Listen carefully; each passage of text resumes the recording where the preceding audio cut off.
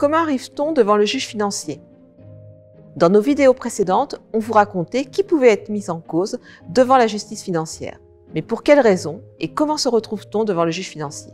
Voilà ce qu'on vous explique aujourd'hui. Le Code des juridictions financières dresse une liste de 10 infractions qui peuvent désormais être poursuivies devant le juge financier. Parmi ces infractions, il y a notamment la faute de gestion.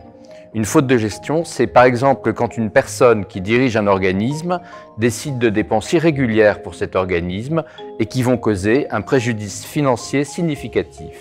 On peut aussi être poursuivi pour avoir gravement manqué à ses obligations, pour ne pas avoir fait les contrôles nécessaires sur des dépenses par exemple, ou pour avoir commis des négligences répétées à un poste de direction. On peut également être poursuivi pour avoir accordé à quelqu'un un avantage injustifié, par exemple une prime qui ne correspond pas au travail fourni.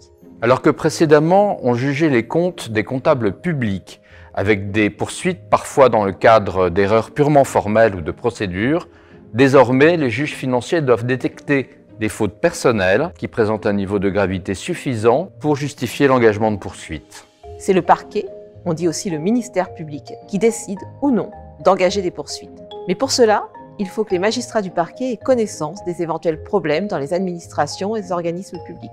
Le Code des juridictions financières liste les autorités qui ont le pouvoir de saisir le parquet près la Cour des comptes, donc le pouvoir de signaler ces problèmes. Il s'agit par exemple des présidents de l'Assemblée nationale et du Sénat, du Premier ministre, du ministre chargé du budget ou encore des procureurs de la République. Ces saisines ont néanmoins été assez rares jusqu'ici. La principale source d'information du parquet, ce sont en fait la Cour et les chambres régionales et territoriales des comptes, dont les équipes contrôlent les administrations et tous les organismes qui font appel à de l'argent public.